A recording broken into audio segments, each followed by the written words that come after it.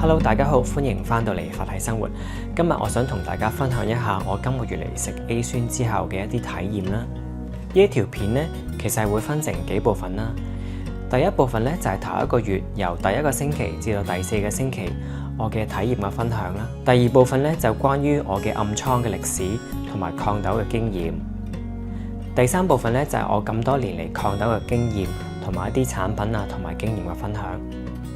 如果有留意我 YouTube Shorts 嘅朋友呢，亦都會見到我第一個星期至到第三個星期嘅分享。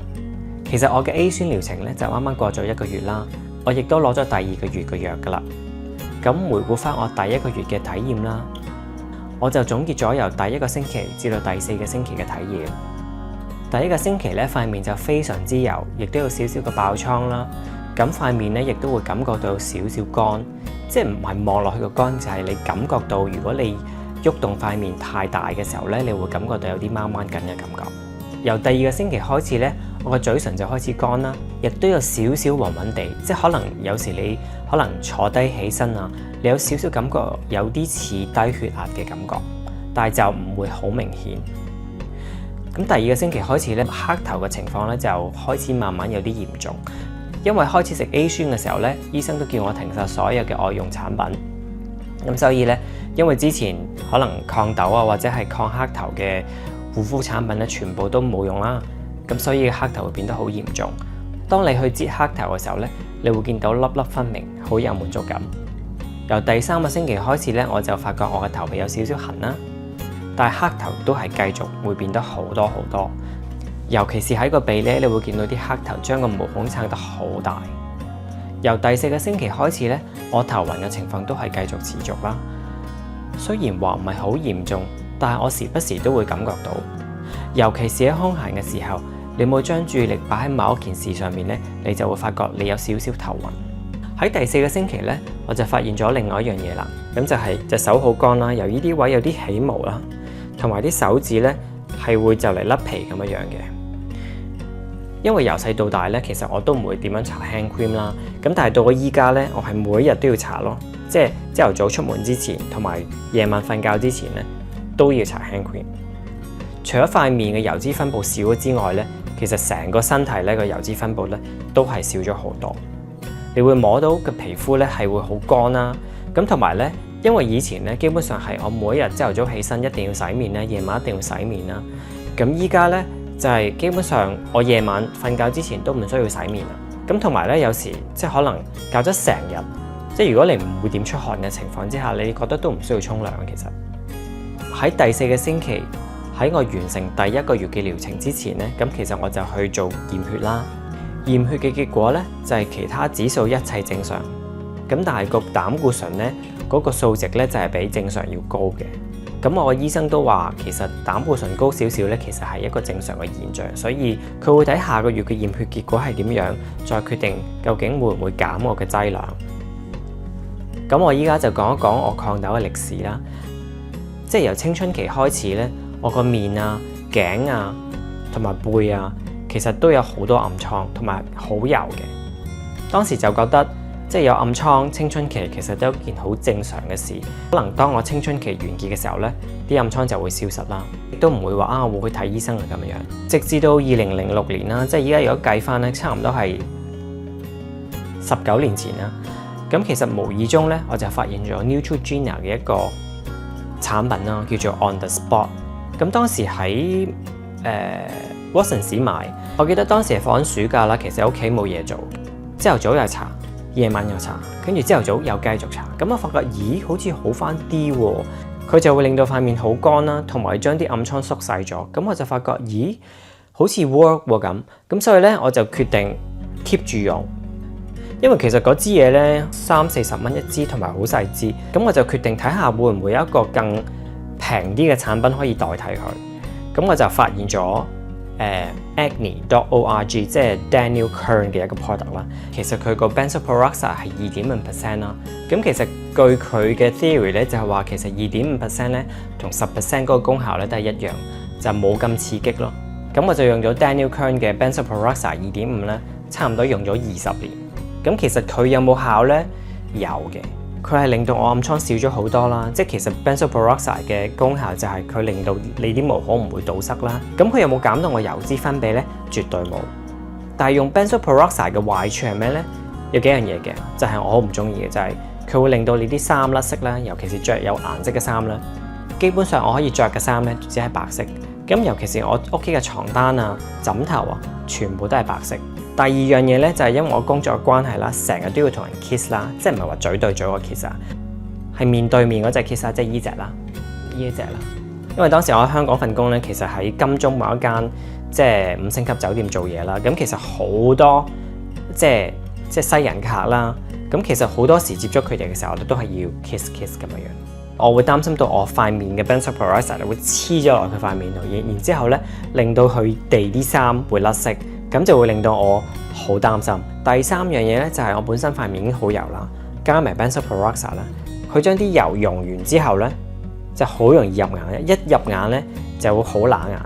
咁乸到咧，你基本上你要去將塊面去即係清一次，你再搽翻 benzoyl peroxide，你先 OK 嘅。咁但係咁樣係即係以上所有嘢咧，係會令到你嘅 daily life 咧係好困擾同埋好 miserable。你成個生活係俾呢個 benzoyl peroxide 所困咯，即係好多嘢係因為佢係做唔到嘅。跟住就去到2022年，就係我第2年嚟到美國嘅時候。咁因為我本身有濕疹啦，即係我個手踭啊、小腿個位咧，有時會即係可能啲皮膚乾嘅時候咧，就會有濕疹啦。有一次咧，我可能個耳仔嗰度咧，可能太陽曬得耐咧，咁我呢度呢個位咧就好痕，同埋有少少水泡嘅出現啦。咁我就決定去睇皮膚科醫生。咁佢就即係開藥膏俾我啦。咁我就當時就問佢啊，咁我啲暗瘡問題睇下有冇辦法可以解決咧咁。咁佢就話啊可以啊咁佢就問我即係之前用啲咩？咁我就話我又用 benzoyl peroxide 用咗即係差唔多18年啊咁樣樣。咁佢就話啊咁如果既然你嘅皮膚都冇乜改善，即係都好油嘅情況之下咧，我就可以建議你去用tretinoin 啦咁。咁佢就開咗 tretinoin 最低個劑量俾我，咁就基本上係隔一日就搽一次咧夜晚。咁用 tretinoin 嘅時候咧，我真係發覺其實個皮膚係有啲改善嘅，就係咧個皮膚係滑咗好多，咁同埋個黑頭嘅情況咧係少咗嘅。但係我同時都有用 benzoyl peroxide， 即係其實我夜晚係有用 benzoyl peroxide 啦，咁第2晚就用 tretinoin 嘅。用咗半年之後咧，醫生就將我個 tretinoin 嗰個劑量咧就調高咗去0.05嘅，差唔多1年之後咧就調高咗去0.1。咁其實係一個最高劑量嘅 tretinoin。咁其實係有改善到，咁但係我個油嗰個分泌狀況咧其實都係好多，因為基本上咧我係朝頭早到夜晚咧，我係即隔2個鐘就要用面油紙去吸一次。咁吸完之後咧，我每一次去用5到6張嘅吸油紙係好誇張。2025年1月嘅時候咧，我就再去睇翻我嘅皮膚科醫生啦。咁我就同佢講話，其實我都用咗 tretinoin 咁耐，點解嗰個情況都仲係咁樣咁？咁佢就話不如我哋試一隻新藥啦。雖然係有啲貴，但係我都覺得你可以值得試一試啊咁樣。咁佢就開咗，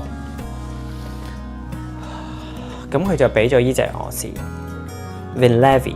呢就係一個可能FDA 都係差唔多5-6年前先至 approve 嘅一個新藥啦。咁其實 Winlevi 嗰個功效咧，就係簡單嚟講咧，就係 Winlevi 嗰個 chemical 咧，佢就會黐咗落去嗰個雄性激素嗰度，就唔會令到個雄性激素去刺激到個毛囊，咁所以個油脂分泌就會佢自然減少咯。但係咧，我就用咗1個月度，我就發覺，咦，好似都唔係好 work 喎。因為頭1個星期咧，我發覺係有改善嘅，即係爆瘡係少咗。咁但係你去到第2、第3個星期咧，我係爆咗好多瘡。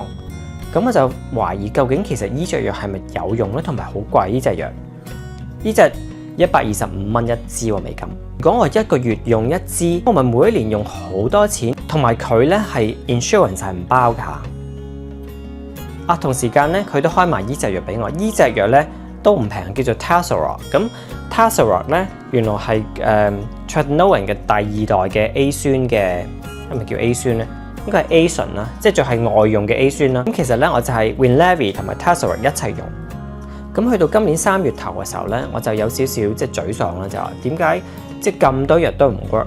咁個源頭係呢個雄性激素好多啊，定係其他嘅問題呢？咁所以我就決定去我嘅主診醫生嗰度，即係唔係皮膚科醫生，係我主診醫生度，就叫佢咧幫我驗個血啊，因為我想睇下我雄性激素係咪真係多到咧，令到我暗瘡一直以嚟都冇消失過。咁我驗完血之後咧，就發覺我嘅雄性激素咧唔單止正常，仲要係比正常要低。咁我發覺，咦，咁即係其實同我雄性激素冇關係啦。咁其實係咩原因呢？咁我就決定上網做好多，睇咗好多 YouTube， 睇咗好多，做咗好多 research。咁就發覺原來好多人食 A 酸，食完 A 酸咧，佢嘅暗瘡嘅問題咧係完全好翻嘅。咁但係咧，食 A 酸有好多嘅副作用。咁我亦都做咗好多個 research， 究竟呢個副作用值唔值得咧？咁樣諗咗幾日啦，同埋即係衡量咗好多好處同埋唔好處。咁我就決定，我都真係決定要試一試啦。即係如果我抗痘30年都冇用嘅，咁點解唔可以用6個月嘅時間去將我嘅即係暗瘡嘅問題即係徹底去根治咧？咁樣，咁我就決定約我皮膚科醫生啦。咁我就3月尾去見佢嘅。當我同佢講話我要想食 A 酸嘅時候咧，佢好坦然咁樣同我講話就 I'm so glad that you made this decision。佢話佢有好多嘅 client 食咗 A 酸之後效果好好，即係人生徹底改變咁樣樣啦。咁所以我嘅 A 酸 journey 咧就由3月尾開始嘅。咁下一集咧，我就會同大家分享我食 A 酸以嚟咧有啲咩好嘅 tips 啦，有啲咩產品係好噶啦，同埋有啲即係生活上嘅嘢要注意啦。咁我會同大家一一分享，我哋下次再見，拜拜。